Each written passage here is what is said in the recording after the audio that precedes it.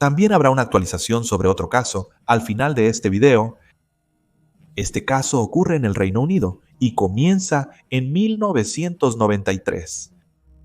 Peter Bryan, de 23 años, vivía en el este de Londres. Trabajaba como asistente en una tienda de ropa en Chelsea. Durante su tiempo trabajando en la tienda, se enamoró de la hija del dueño, una mujer de 20 años llamada Nisha Seth. Nisha era la que dirigía la tienda y a menudo trabajaba con Peter, pero en uno de sus turnos, Peter fue sorprendido robando ropa. El dueño de la tienda despidió a Peter sin demora. También hubo otro comportamiento preocupante. Mientras trabajaba, Peter a veces hablaba solo en lo que parecía ser un idioma diferente, y en los meses antes de ser despedido, en ocasiones mostró signos de agresión sin provocación. Nisha también le había dicho a su familia que en una ocasión incluso la había agarrado de manera inapropiada. El 18 de marzo de 1993, Peter regresó a la tienda donde una vez trabajó blandiendo un martillo de garra. Había venido en busca de venganza por haber sido despedido.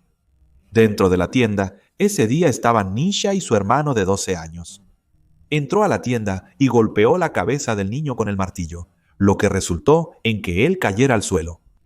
Después, Peter se acercó a Nisha, quien hablaba por teléfono con una amiga.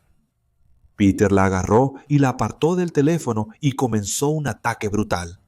La golpeó varias veces en la cabeza con un martillo de garra, hundiendo su cráneo. Peter había golpeado a Nisha con tal fuerza que su tejido cerebral quedó expuesto. El hermano de Nisha se levantó para ver a su hermana en el suelo con profundas cavidades en su cabeza. Corrió de la tienda lo más rápido que pudo para buscar ayuda, pero Peter lo vio y comenzó a perseguirlo, aún blandiendo el martillo. Peter lo persiguió durante un tiempo, pero no pudo alcanzarlo, y cuando los transeúntes vieron a Peter persiguiendo al niño con un martillo, intervinieron y Peter huyó de la escena. Se llamó a la ambulancia y trágicamente Nisha fue declarada muerta en la escena. El hermano menor de Nisha estaba bien, pero necesitó varios puntos de sutura por el golpe en la cabeza con el martillo. La policía ahora estaba buscando a Peter. Menos de una hora tras el asesinato, se le vio colgando de las puntas de los dedos desde un balcón en el tercer piso. Luego cayó de pies a la tierra, rompiéndose las piernas y los tobillos. Su plan era saltar de cabeza para terminar su vida, pero cambió de opinión. Peter estuvo hospitalizado hasta el 30 de abril de 1993 y luego fue trasladado a la prisión de Brixton con una acusación de asesinato. El 22 de noviembre de 1993, Peter escribió la siguiente carta al padre de Nisha desde la prisión de Brixton.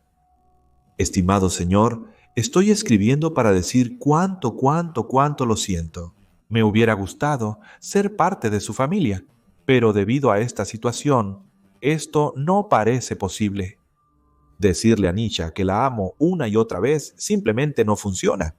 Si hay un problema con el color de mi piel, te estás vendiendo demasiado barato, así que si fueras tan amable de enviar mi ropa a la prisión Her Majesty's, Avenida Jebb, Brixton, Londres.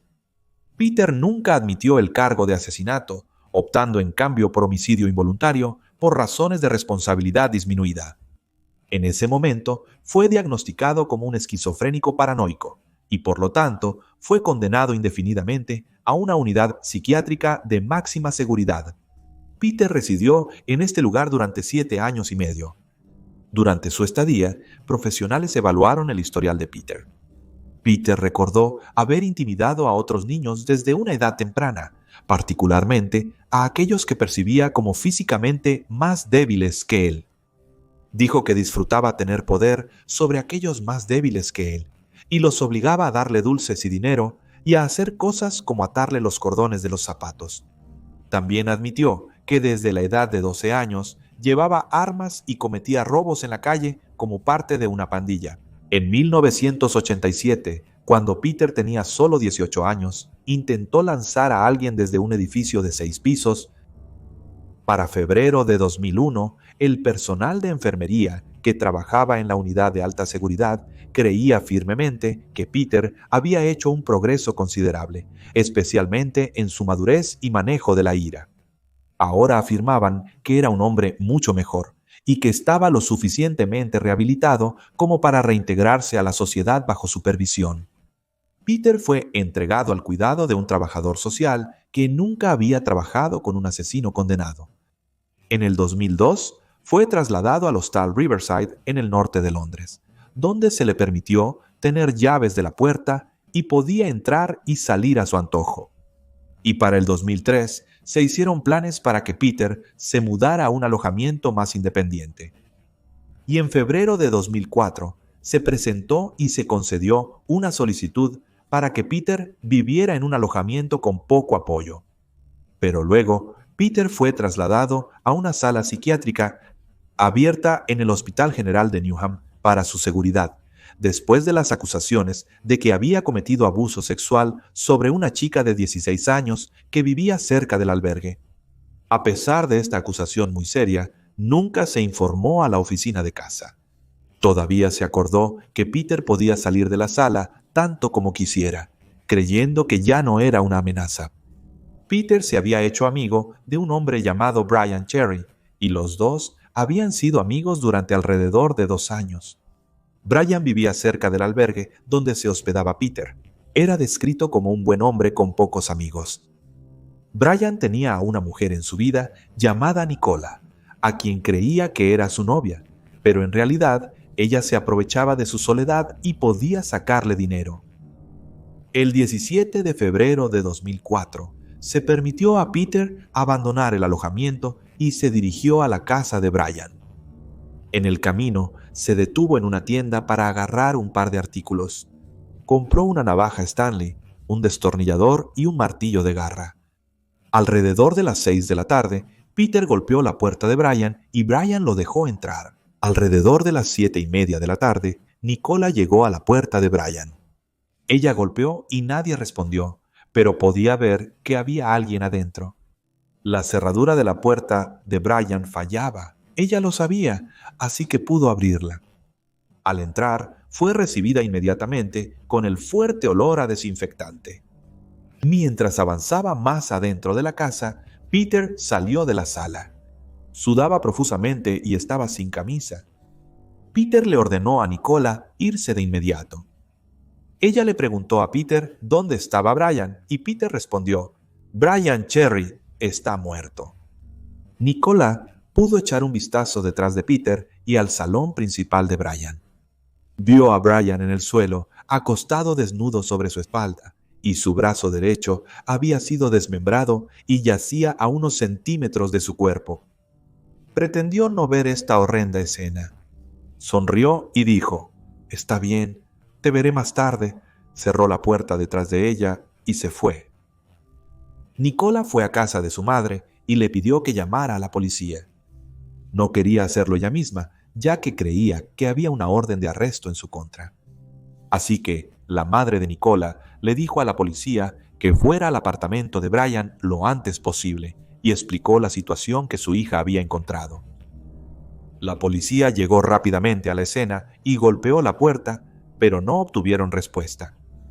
Después de un par de intentos, decidieron derribar la puerta para entrar. Las luces estaban apagadas y había una oscuridad total con un intenso olor a desinfectante en el aire. Mientras los oficiales avanzaban sigilosamente, Peter apareció. Estaba ensangrentado, solo vestía sus jeans. Peter permaneció inmóvil mirando a los oficiales. Los oficiales le preguntaron a Peter qué estaba pasando y él respondió diciéndoles que había irrumpido en el apartamento y había habido una altercación. La policía entró más en la casa y vio el cadáver de Brian tendido en el piso. Le preguntaron a Peter si él había hecho esto, a lo que simplemente respondió: «¿Lo hice? Sí, pero no sé por qué lo hice». Luego, la policía inspeccionó más a fondo el apartamento. Entraron en la habitación donde estaba el cuerpo y vieron que ambos brazos de Brian y su pierna derecha habían sido completamente cortados de su cuerpo. Su cabeza había sido aplastada y parcialmente cortada. Los artículos que Peter compró estaban alrededor del cuerpo de Brian. El cuchillo Stanley, el destornillador y el martillo estaban cubiertos de sangre. En la cocina, el oficial de policía halló cabello humano y carne de un brazo. Había sido cortado y estaba sentado en un plato listo para ser comido, y en la estufa había una sartén que contenía una sustancia carnosa blanca que parecía haber sido cocinada. Mientras el oficial estaba en la cocina, Peter se volteó y sonrió al otro oficial. Y dijo: «Comí su cerebro con mantequilla. Estaba muy rico». Peter había usado el martillo de garra para romper el cráneo de Brian y sacó parte de su materia cerebral para freír y consumir. La evidencia forense lo confirmaría después. Su cabeza había sido golpeada con el martillo más de 20 veces y había sido parcialmente cortada. Peter también había cortado carne de los brazos y piernas de Brian y también la había consumido. Se le preguntó a Peter por qué había desmembrado a Brian Cherry. Respondió: «Quería sacarlo poco a poco y deshacerme del cuerpo. Usé un cuchillo Stanley para cortarlos y algunos otros cuchillos de cocina, pero tuve que pisarlos para romper el hueso». Mientras los oficiales esperaban que llegara una camioneta para escoltar a Peter a la estación, él les dijo: «Quería su alma». A Peter se le acusó del asesinato de Brian. Durante su encarcelamiento, la salud mental de Peter se deterioró velozmente. Para marzo de 2004, estaba claro que se estaba volviendo más violento. Había dicho a aquellos que trabajaban en la prisión que quería matar a un carcelero y comerse su nariz. Los oficiales de prisión tenían que usar escudos antidisturbios al abrir su celda en caso de un ataque. El 15 de abril de 2004 fue trasladado al Hospital Broadmoor, una instalación de máxima seguridad. Un error en la gestión del hospital colocó a Peter en seguridad media. Solo 10 días después de su llegada al Hospital Broadmoor, Peter atacó violentamente a un compañero de paciente llamado Richard Loudwell. Richard era un hombre de 60 años que estaba esperando juicio por el asesinato de una mujer de 82 años y era un paciente en la misma sala que Peter. El 25 de abril de 2004, 3 miembros del personal escucharon 2 golpes provenientes del comedor.